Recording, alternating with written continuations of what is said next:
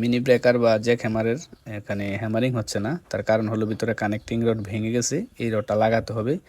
তো ভিতরে ভেঙে সাইডের বডিটা সব ফেটে গেছে। তো এটা কিভাবে রিপেয়ার করব সব কিছুই দেখবো আজকে এক ভিডিওতে A to Z। তো আপনারা যদি এই কাজগুলো শিখতে চান একেবারে A to Z বিস্তারিত এইগুলো রিপেয়ারের কোর্স আমাদের ইউটিউব চ্যানেলের মধ্যে আছে। এই ডিলটা আজকে যতগুলো সমস্যা আছে আপনাদের নিয়ে সমাধান করবো। আর একেবারে এখানে যতগুলো পাওয়ার টুলস আছে দেখতেছেন সবগুলোর প্রত্যেকটা নাট বল্টু খুলে খুলে দেখানো হয়েছে, আমাদের ইউটিউবে প্লে লিস্টে আছে। আর যত আইটেমের মোটর বা হোম অ্যাপ্লায়েন্স বা যত আইটেমের মোটর টুকটাক ইলেকট্রনিক্সগুলো আছে এগুলো আমরা সাধারণত রিপেয়ার করে থাকি। তো এই কাজগুলো যারা শিখতে চান বা এই কাজের সাথে যারা জড়িত অবশ্যই আমাদের ইউটিউব চ্যানেলটি ভিজিট করবেন, সেখানে বিভিন্ন কোর্স দেওয়া আছে ফ্রিতে। যে ডিলটা খুলতেছি এটার A to Z দেওয়া আছে, প্রত্যেকটা নাট বল্টু কার্বন থেকে শুরু করে প্রত্যেকটা লক বেয়ারিং অয়েল জেল সব কিছু আলাদা আলাদা করে খুলে দেখানো হয়েছে। তো বিস্তারিত জানতে অবশ্যই আমাদের চ্যানেলটি ভিজিট করতে হবে।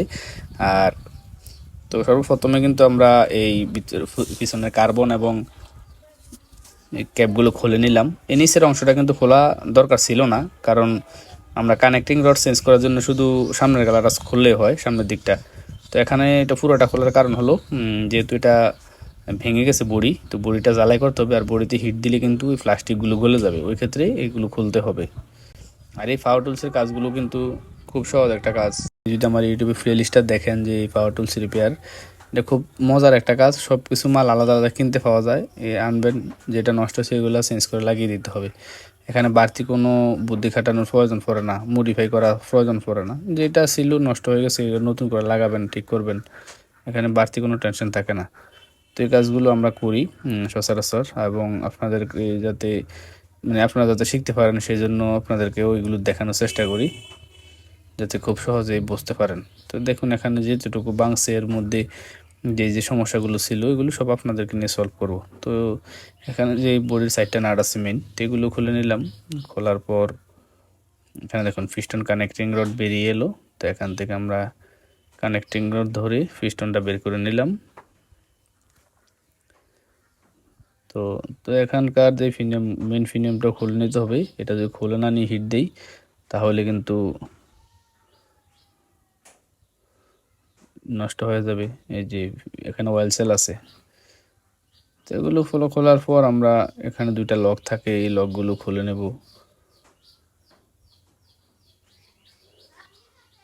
লকগুলো খোলার পর এখানে নিচের দিকে হাতুড়ি দিয়ে আঘাত করলে কিন্তু এটা খুলে যাবে। তো এখানে দুইটা সমস্যা দেখুন, বেয়ারিংটাও নষ্ট, বেয়ারিংটাও ভেঙে গেছে।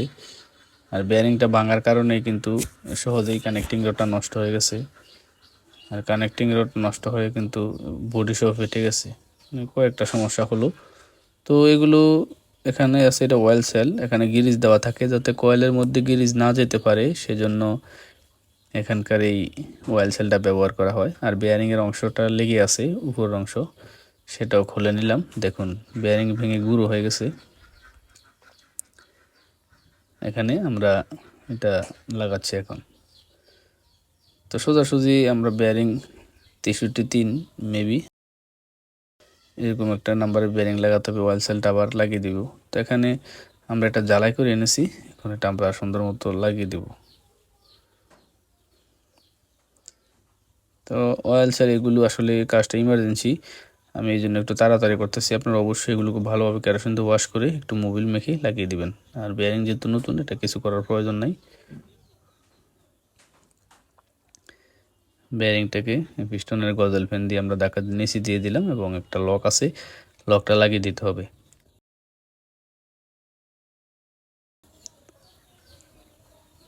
তো আমাদের মেইন লক লাগানো শেষ। এখানে একটু অয়েল সেলের ভিতরে মোবিল দিলাম হালকা করে, বেশি না, বেশি দিলে আবার বেয়ারিংয়ের ভিতরে গ্রিস বের হয়ে যাবে। তো এখন আবার একটা লাগিয়ে দিলাম দেখুন। তো এখানে একটা অয়েল সেলের উপরে একটা বুশ থাকে, তো বুশটা লাগিয়ে দিলাম, মানে অয়েল সেলের ভিতরে দুইটা লকই লাগিয়ে দিলাম। এখানে বাড়তি আমারই কিছু করার প্রয়োজন নেই।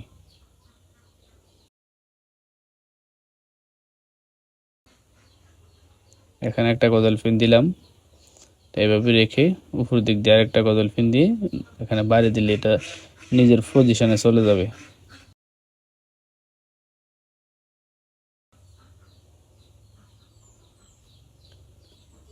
তো এখানে দেখুন কঠিনের কিছু নেই।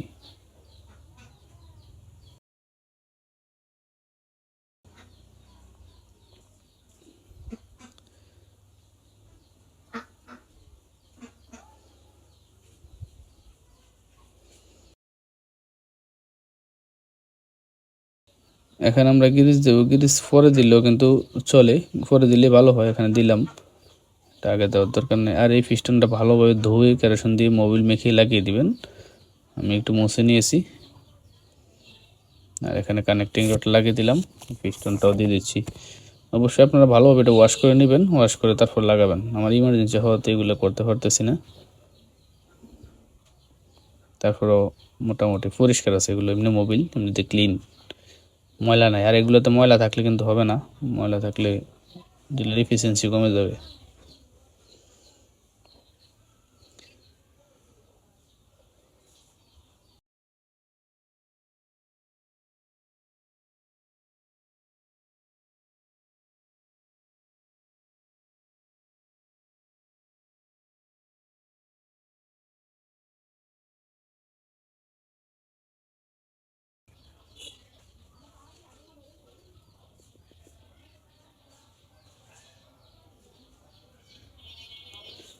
তো এখানে যেটা যেভাবে ছিল আগের মতো লাগাতে হবে। এখানের উপরের অংশটাও ছিল, এটা কিন্তু যদি না খোলা হয় তাহলে জ্বালাইয়ের সময় হিটে গলে যাবে।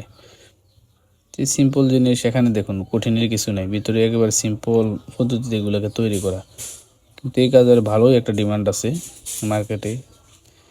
জেলা শহরগুলো বা উপজেলা শহরগুলোতে যে জায়গায় কনস্ট্রাকশনের কাজ বেশি চলে, এগুলো অ্যাভেলেবেল নষ্ট হয়ে আসে। এগুলো চললে কিন্তু নষ্ট হবেই, কারণ এগুলো পাওয়ার টুলস, এগুলা শক্তিশালী মেশিন। এগুলো চলার সময় চলতে ক্ষয় হবে, ক্ষয় হলে নষ্ট হবে, তারপর কাজ করতেই হবে। এগুলোই একটা ভালো মানের ইনকাম করা যায় এই কাজগুলোতে। তো এই কাজের বিলটা আমি প্রায় 1200 টাকা নিয়েছি। আমার অল্প কিছু টাকা খরচ হয়েছে কাজটা করতে।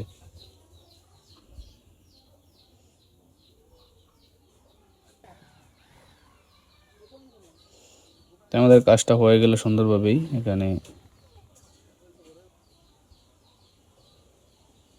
আর বেশি কিছু প্রয়োজন নাই। তো যারা এই কাজগুলোকে ভালোবাসেন অবশ্যই আমাদের সাথে থাকেন, এবং বিস্তারিত কাজগুলো সম্পর্কে জানতে বা ভালোবাসলে অবশ্যই আমাদের ইউটিউব চ্যানেলটি ভিজিট করবেন।